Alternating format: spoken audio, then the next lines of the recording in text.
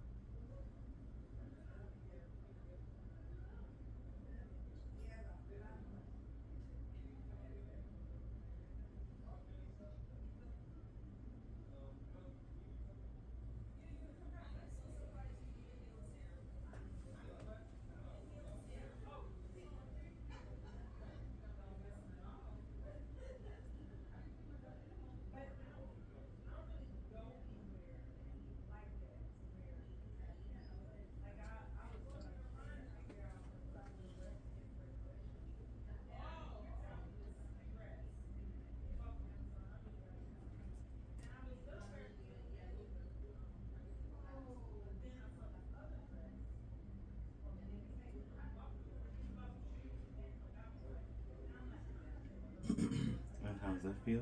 It feels good. Getting right on where the issues are. Mm-hmm.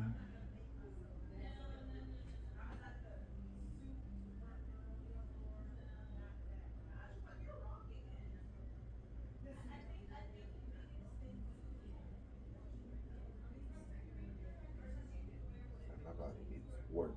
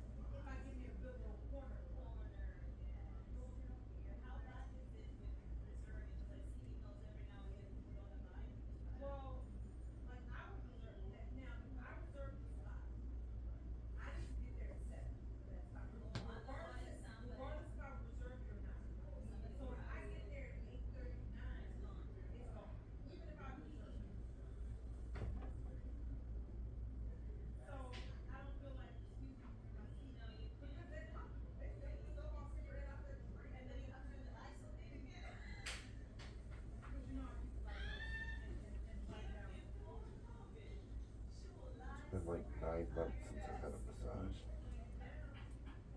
Well, I'm happy you're doing better. Yeah, it was. I went straight from was building, about ready to start cutting to potentially do a bodybuilding show, Mm-hmm. and got diagnosed with a cancer. So then it was just like, ugh. Yeah, and then it was just couldn't do anything for 6 months. That was. I hear the chemo can be draining. The chemo was, well, and it really wreaks havoc on your body, like the veins. Yeah. Mine would destroy the veins. So Gotcha. every time they would tap into a new vein, that vein would afterwards would clot and block up, Mm-hmm. and all of the tissue would harden and all that. So they were running out of veins in my arms by the time I got done with chemo.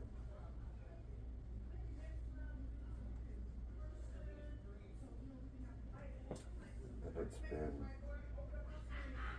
5 months now, like repairing, recovering, getting back into the gym, rebuilding. And it's probably been in the last month that my body's finally like rebuilt enough at this point, and like kind of repaired enough where it's actually responding to training and everything else.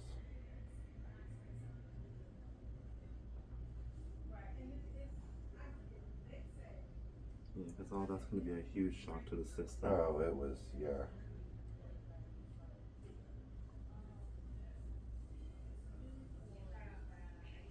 Yeah, I've had someone tell me that with the chemo, basically they try to kill the cancer before they can kill you. Yeah, they basically are putting poison in to pretty much kill anything. Yeah. Right? And so it just wreaks havoc. I've never slept so much in my life. Like exhausted. Just, you couldn't stay awake. There were days I'd sleep 16, 18 hours. Off and on, not straight, but yeah. Just no energy to do anything. No energy to do anything. I was lucky I didn't have like all the, the see on TV, like the nausea and all that stuff. They did a good job of keeping that away from me, which was nice.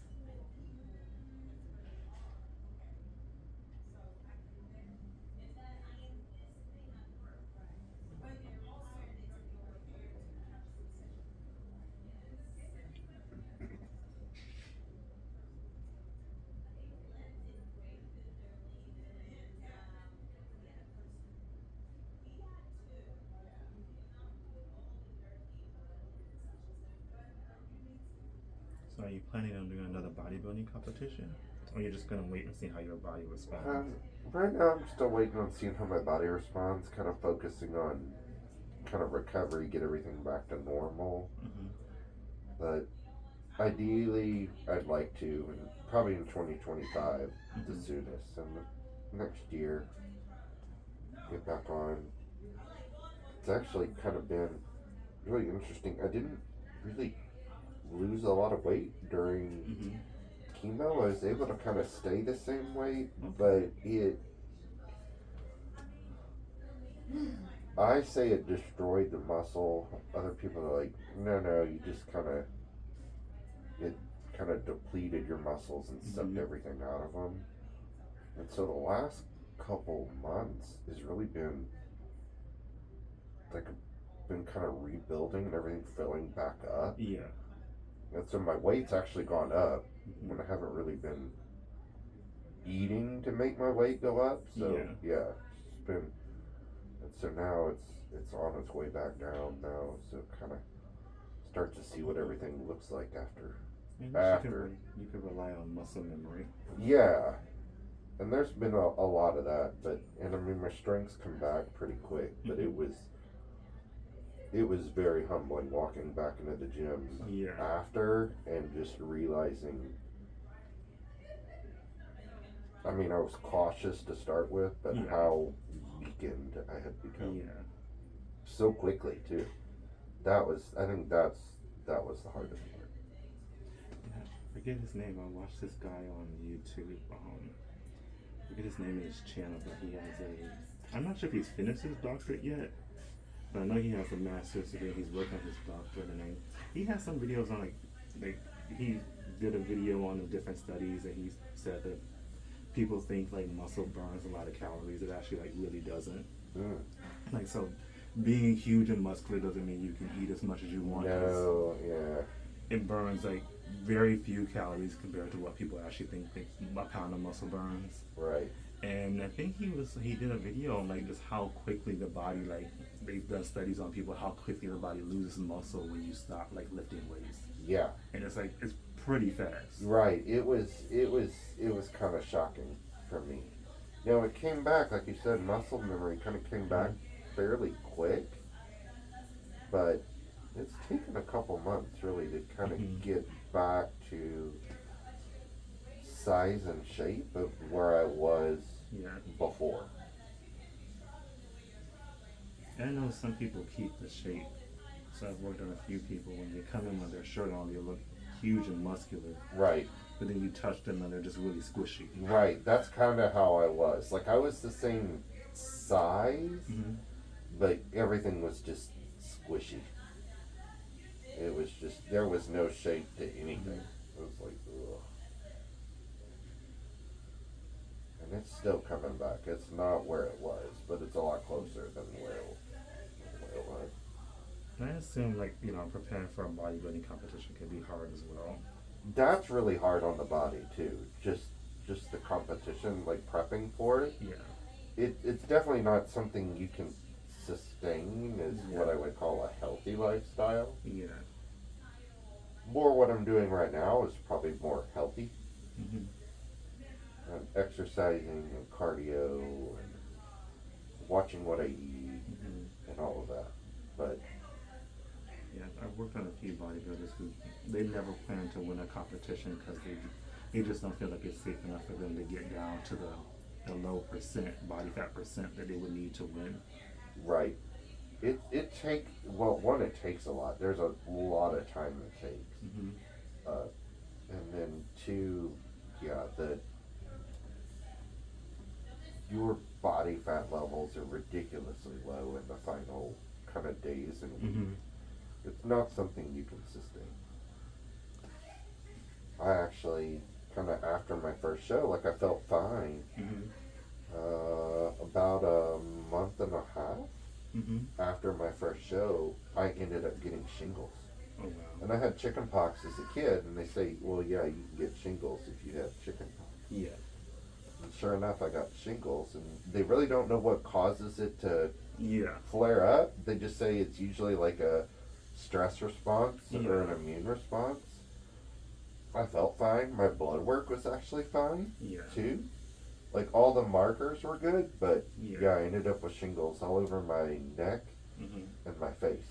Yeah, because it's a herpes virus, so it stays Yeah. in the body forever. Right, yeah. It's like once you have chicken pox, You always have it. You always have it, and it comes back as shingles. Mm-hmm.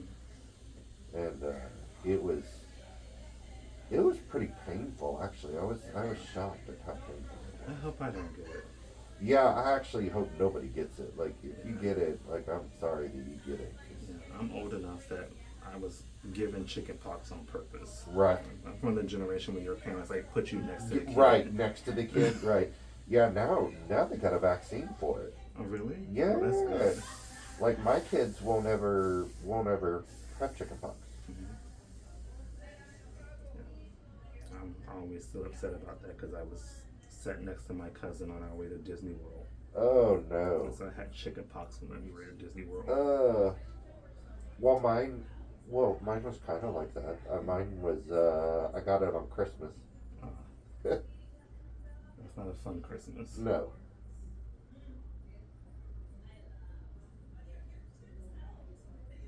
That's not a fun trip to Disney World either. It's not.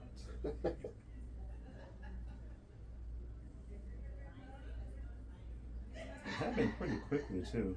Yeah, it comes on really fast. It seems like you feel fine, and then all of a sudden you don't feel good, and then you're itching everywhere.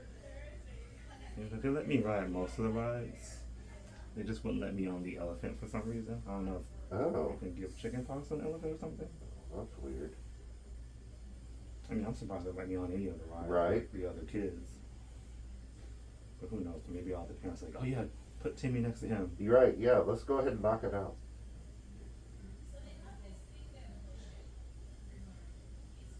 Because I've heard if you get chicken pox as an adult, It can be deadly. it's like really bad. Yeah. Yeah.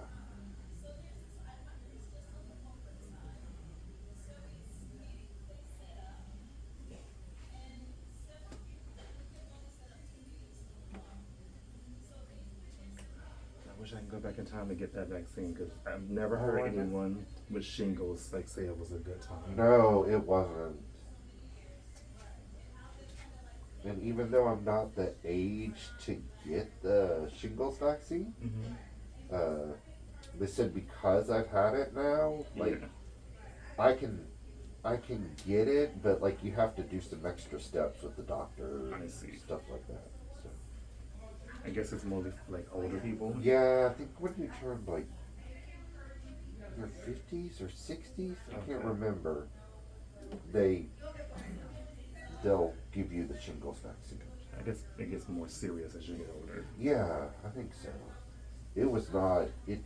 The pain was the worst part. Well, it wasn't. I guess it was pain.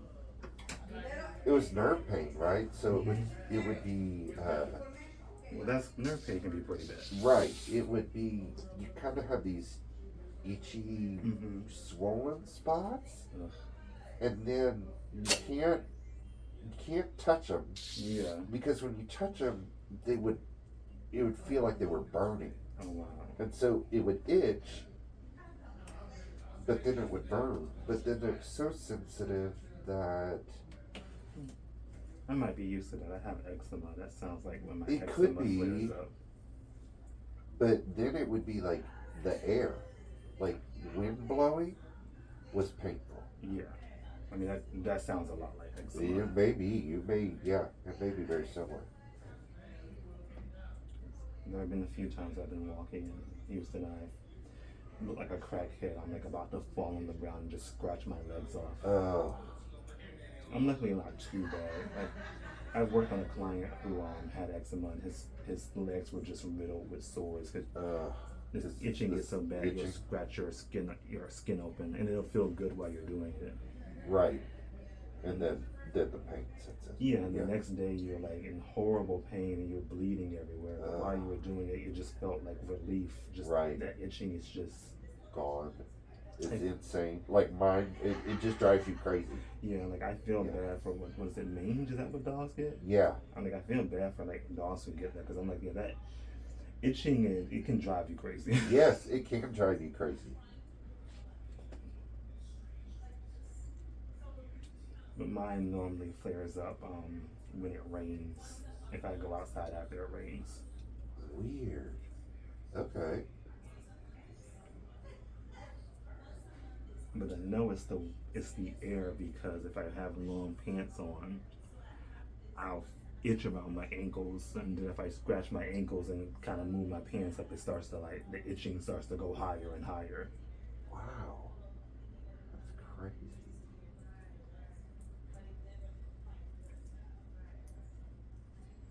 But I just tell myself it could be worse. I've known people with much worse eczema. Yeah, like I've heard of people with it on their face, their torso, their arms, their back. Mm-hmm. I had a coworker. He couldn't bathe every day because It water would hurt cause him. it. Yeah, just eat water was painful. That's terrible too.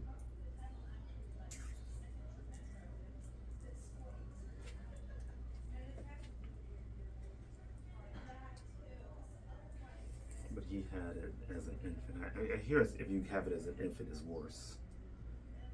Oh, I don't maybe think so. Yeah.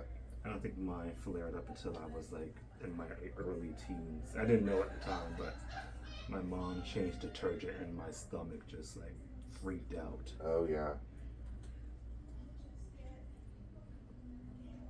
I've seen that with people. Like you change detergents or whatever, they just have a terrible reaction to it.